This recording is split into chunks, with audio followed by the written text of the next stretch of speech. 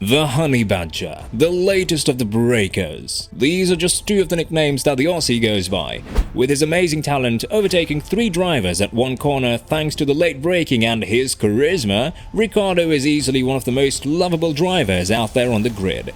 But what do other F1 drivers really think of Ricciardo? Stay tuned to find out, as you might be surprised. The first driver that shared his opinion on Ricciardo on our list is Sebastian Vettel. The 4-time world champion and Ricciardo were teammates during the 2014 season, and Ricciardo described Vettel as the best teammate he's had in F1. The German didn't hold back his positive thoughts when it came to the Aussie's driving style and his performance, saying that Ricciardo is a very talented driver who knows how to get the most out of his car. I think he's doing a very good job. I'm not doubting that, and he can get the maximum out of the car, which he has been since day one, which is good. On my side, we had a couple of things to overcome, but it's good to see the other half doing well, said Vettel. And coming into the sport as a rookie and as a young prospective driver, having Vettel as your teammate is truly a blessing. Although the duo only shared 1 year as teammates, it seems like the Aussie learned a lot from the 4-time world champion in that shared year. It's easy after my first win when he congratulated me, but even after finishing 2nd or 3rd, he was still as humble as he could have been. I earned more respect for him for the way he showed it to me, so that was very nice, finished Ricciardo. The next on the list is Lando Norris, who is Ricciardo's current teammate. Norris is a much younger driver than Ricciardo, and he is known for the bromance he had with Carlos Sainz, as the duo was called Carlando. On the other hand, it seems like Norris doesn't share the same warm relationship with Ricciardo, as the couple is more distant, but they are far away from hating each other. With Sainz, I played golf from time to time. We competed on the simulator and stuff like that. To have a closer relationship, one thing is clear, and that is you need to spend time together and have fun. And golf is one of those things that makes everything better, said Norris regarding his relationship with Sainz. Regarding Ricciardo's performance and his recent struggles with McLaren, Norris praised the way that Ricciardo stepped up his game and how he managed to slowly but surely adapt to the McLaren car. I think especially in the first half of the season, when Daniel was kind of getting up to speed a lot more, it was more about how I can lead the team myself and how I have to work without as much help from another teammate, said Norris. Their relationship has been portrayed as bad and non-friendly in the documentary Drive to Survive, but ever since Monza last year, we've seen that both of them are doing extremely well as teammates, as they managed to complete the first 1-2 for McLaren in a very long time. Also, it was McLaren's first win since 2012 when Jenson Button won in Brazil. Even Ricciardo himself said that Monza helped them improve their relationship. I do think Monza was good for our relationship as teammates and respectful competitors. There was some genuine happiness and respect between the both of us, and it was so cool to both be on the podium, finished Ricciardo, who also spoke about Norris's form this season, admitting that he had no idea how far the youngster could push the scales before they teamed up. The next on our list is his former teammate Max Verstappen. They were both good as a team, and they have been working together since 2016 when Verstappen took over for Kvyat in the season. However, they didn't manage to last long, as Ricciardo decided to leave for Renault for the 2019 season. Allegedly, Ricciardo felt like the team was prioritizing Max Verstappen instead of him, and it was clear to him that he had no future with Red Bull. When we see things in perspective now, the highest chance he had of winning the championship was probably with Red Bull, as Renault and McLaren weren't really improving when it came to the car's performance.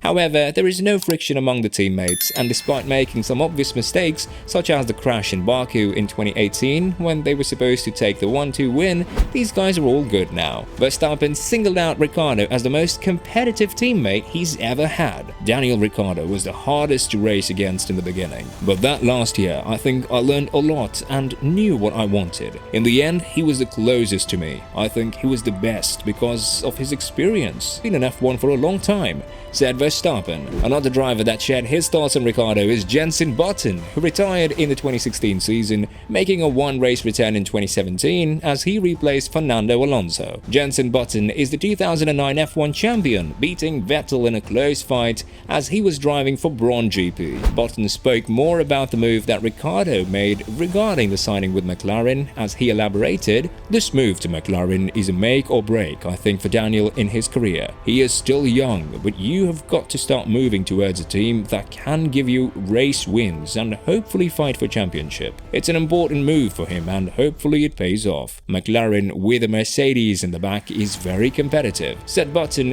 who also said some words about Ricciardo's performance in Renault, a car that was far more inferior to Red Bull. I'm probably more impressed with what he has done with Renault than what he ever did with Red Bull. To have won over Nico Hülkenberg in his first year like that, I think it's very impressive. Now, we've just seen what Nico Hülkenberg can do in a racing point. It shows his strength. So for Daniel to do that is very impressive. Finished Button. In the 2022 season, Ricciardo came into it with lots of struggles. The team has struggled the most with their brakes, which saw them finish miserably in the first race of the season, scoring 0 points. After that, Norris managed to find some tempo in the car as he was able to score a podium at the Emilia-Romagna GP, finishing third. Compared to him, Ricciardo was nowhere to be found and finished ahead of Norris in Baku. In a couple of other races where Norris didn't finish the race, like Miami and Montreal, Ricciardo managed to be ahead of Norris, but failed to score points. Zak Brown, McLaren's team principal, also shared his opinion on Ricciardo